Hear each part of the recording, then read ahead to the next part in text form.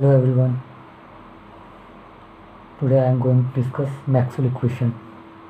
Maxwell equation होती क्या है? A theory describing the interaction between charges, current, and electric and magnetic field was developed James Clerk in the form of four fundamental equations. These four fundamental equations or the set of these four fundamental equations are known as Maxwell equation.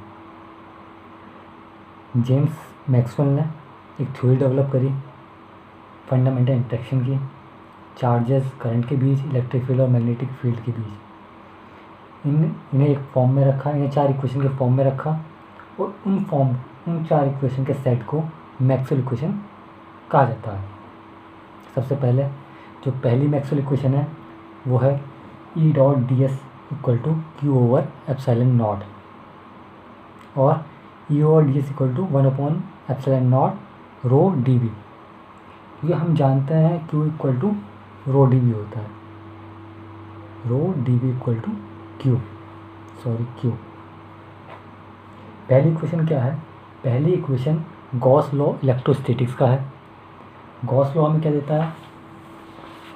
Gauss law provide कराता है हमें flux any close surface enclose by the charge. ये इसकी integral form है। अच्छा, दूसरा law ये भी गॉस लॉ है, लेकिन ये लॉ गॉस लॉ मैग्नेटोस्टैटिक्स का है। ये कहता है B dot D S equal to 0। तीसरी जो इक्वेशन है वो फैराडे लॉ है। कैसे changing electric field magnetic field produce करता है और changing magnetic field electric field produce करता है। चौथा जो लॉ है वो एम्पियर सर्किटल लॉ है, यानी एम्पियर्स लॉ है। इसमें थोड़ा सा मॉडिफिकेशन ये किया गया है म्यू डॉट जे एस का। म्यू डॉट जे एस जो है फ्री चार्ज करंट डेंसिटी है और mu nought epsilon not del E by del T into D S displacement current density. जो मॉडिफिकेशन मैक्सवेल ने करा इन चारों इक्वेशन, ये इक्वेशन एज इट इज उठाई इलेक्ट्रोस्टैटिक्स से, ये इक्वेशन मैग्नेटोस्टैटिक्स से उठाई, ये फैराडे लॉ इलेक्ट्रोमैग्नेटिक इंडक्शन से उठाई, ये एम्पियर्स लॉ उठाया था।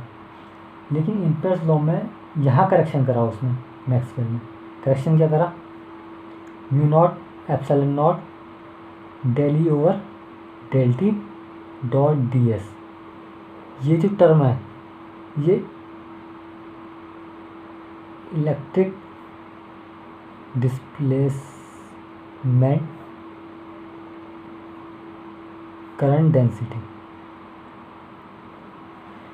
यही मॉडिफिकेशन मैक्सवेल ने इन इक्वेशन के सेट में किया चौथी इक्वेशन में। जैसा कि आप यहाँ देख सकते हैं ये चारों इक्वेशन लिखी है। E dot D S rho D V upon epsilon naught, B dot D S equal to 0, E dot D L equal to minus integration del by del T into D S. चौथी B dot D L close integral B dot D L equal to mu naught integration of J current density plus epsilon not del E over del T dot D S. ये चारों equation, ये integral form है।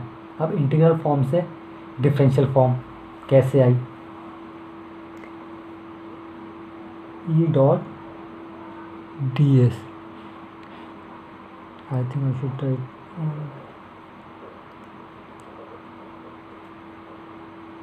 E dot D S equal to rho D we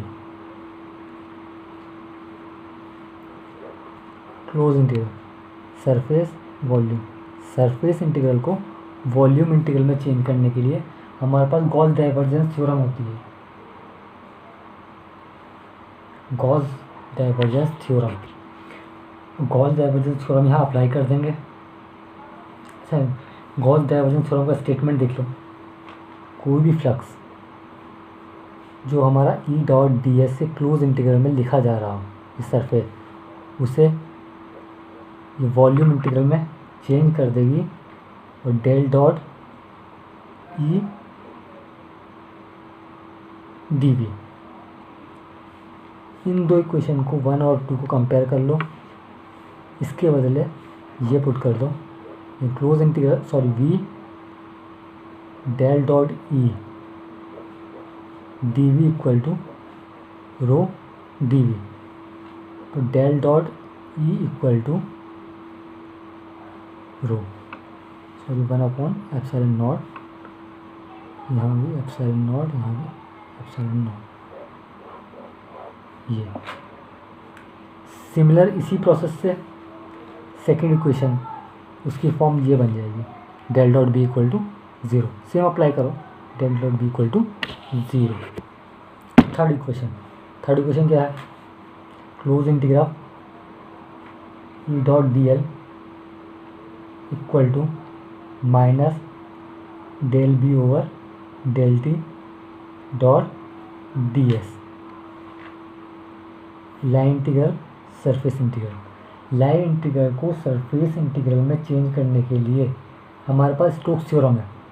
Stokes theorem कहती है कोई भी line integral है E dot D L जैसा, ये सरफेस इंटीग्रल में चेंज हो जाएगा।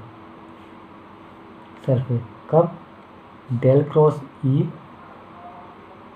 Dot D S. इसकी इक्वेशन की 1 और 2 की कंपेयर कर लो। तो del cross E close integral of surface integral cross D S equal to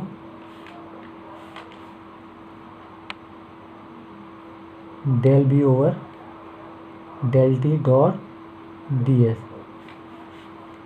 यहाँ से आ जाएगा del cross E minus del B by del t. ये थर्ड लॉ है, third equation Gauss law. Similarly चौथी इक्वेशन भी हम लाइन इंटीग्रल लगा के चेंज कर लेंगे इंटीग्रल फॉर्म से डिफरेंशियल फॉर्म। अब जल्दी से